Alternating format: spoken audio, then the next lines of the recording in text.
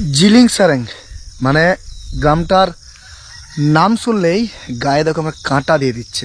ওই যে দেখতে পাচ্ছ কত দূরে একটা ঝিল আছে, আর এখান থেকে ওই রাস্তা হয়ে গ্রামটা যেতে হবে, আর এইটুকু যাওয়ার জন্য আমাকে 15 কিলোমিটার অতিক্রম করতে হবে।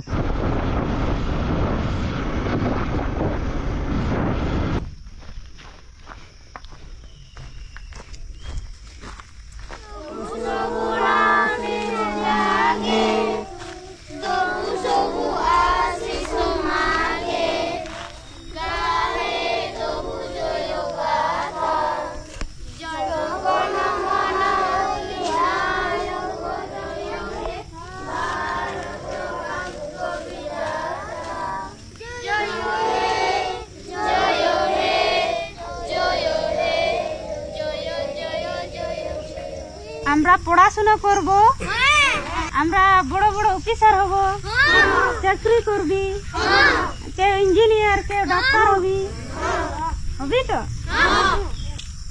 ম্যাডাম ভালো আছেন? হ্যাঁ ভালো আছি। একটা প্রণাম করবো আপনাকে।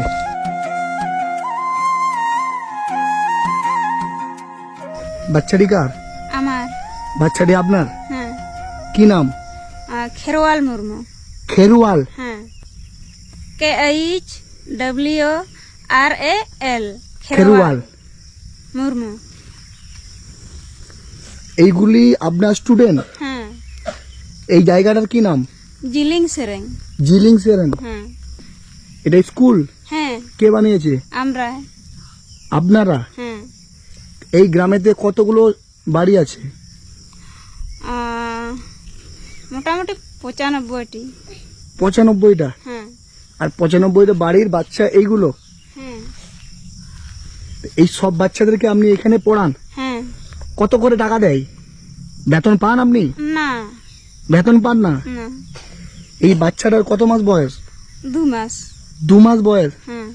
এই জায়গাটা মানে আমাদের নর্মালি ভূমিপৃষ্ঠ থেকে 1000 ফুট উপরে, এবং এখানে আমি যে এলাম পুরুলিয়া অযোধ্যা পাহাড়, এই যে টপ হিল, সেখান থেকে আমাকে 25 কিলোমিটার আসতে হলো।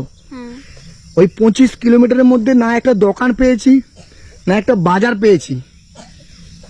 তো এইখানেও থেকে আপনি এতগুলো বাচ্চার দায়িত্ব নিয়েছেন। হ্যাঁ। আপনার 2 মাসের বাচ্চাটাকে নিয়ে আপনি এই ছেলেগুলোকে পড়াশোনা করাচ্ছেন? হ্যাঁ, আমি ওই 2020 থেকে বাচ্চাকে পড়াচ্ছি, তো এখনো পড়াচ্ছি এই আমার 2 মাসের বাচ্চা নিয়ে। কি নাম তোমার? প্রিয়ঙ্কা। প্রিয়ঙ্কা?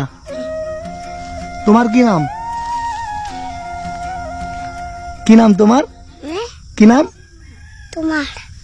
এখনো অবধি আমাদের ভারতবর্ষে এই রকম মানুষ আছে যে 2 মাসের একটা বাচ্চাকে কোলে নিয়ে 100টা বাচ্চার দায়িত্ব নিয়েছে। এতগুলো বাচ্চার দায়িত্ব নিয়েছেন? হ্যাঁ। আপনার আর বাচ্চা আছে? আর একটা বাচ্চা আছে। কোথায় ও? ও এই তো। এইটা? এটা আপনার বাচ্চা? মানে সব বাচ্চার সাথে সাথে আপনার বাচ্চাও শিক্ষিত হয়ে উঠছে।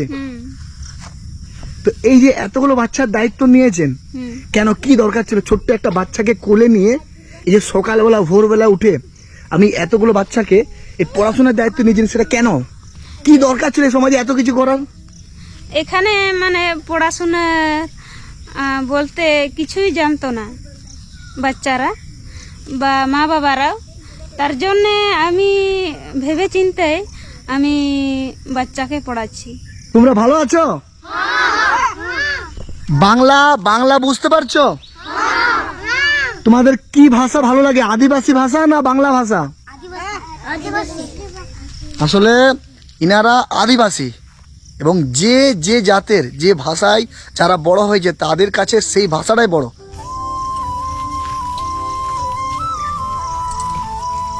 এই মানুষটা একটা টাকাও এই বাচ্চাদের কাছে নেয় না, তারপরেও পুরো গ্রামের বাচ্চাদের জন্য কতটা আত্মত্যাগ করেছে আপনারা ভাবেন।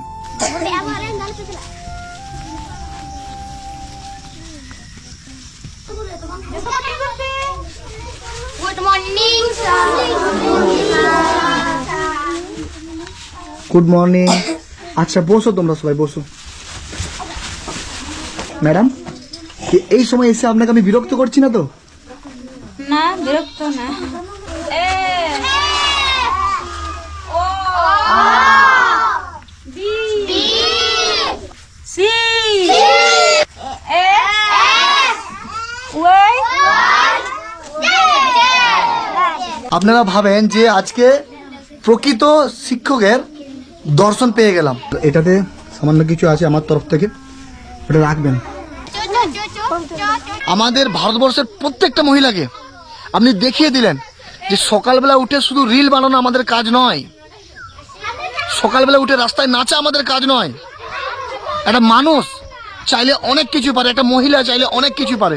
ম্যাডাম, আপনার বাড়িও তো কাছাকাছি, হ্যাঁ, তো আপনার বাড়িতে কে কে থাকে? আমার স্বামী, আমার দুটো বাচ্চা আর আমার শ্বশুর আছে। তো আপনার স্বামী, আপনার শ্বশুর, এনার আছে, শাশুড়ি নেই? না, তাহলে বাড়ির কাজগুলো কে করে? আমি করি।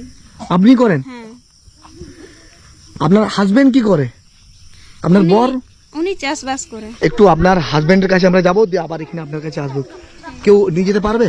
হ্যাঁ, হ্যাঁ, সঞ্জিত কোথায় দিন? সঞ্জিত কে আছে? তুমি একটু নিয়ে যাবে? চল।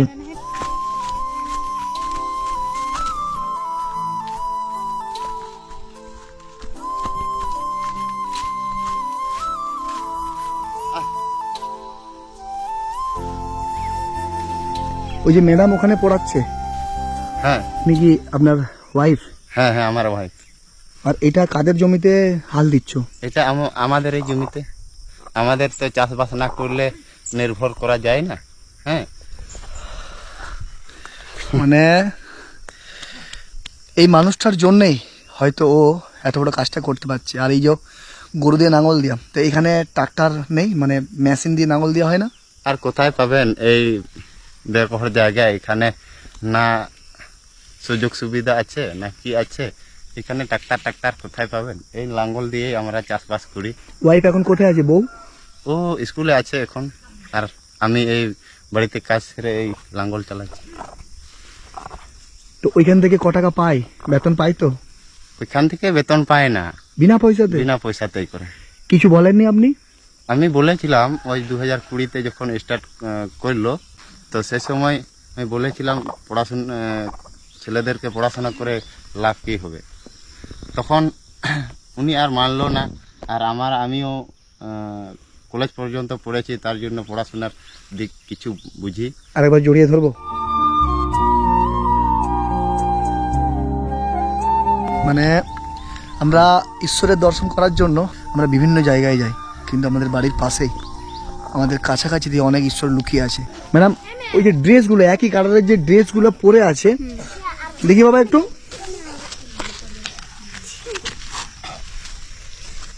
এই ড্রেসগুলো কারা দিয়েছে? কোথায় পেলেন আপনি? এগুলো ওই কলকাতার লোকেরা দিয়েছে। মানে এখানে কি ঘুরতে এসেছিল? হ্যাঁ, ঘুরে দেখার পরে দিয়েছে? হ্যাঁ।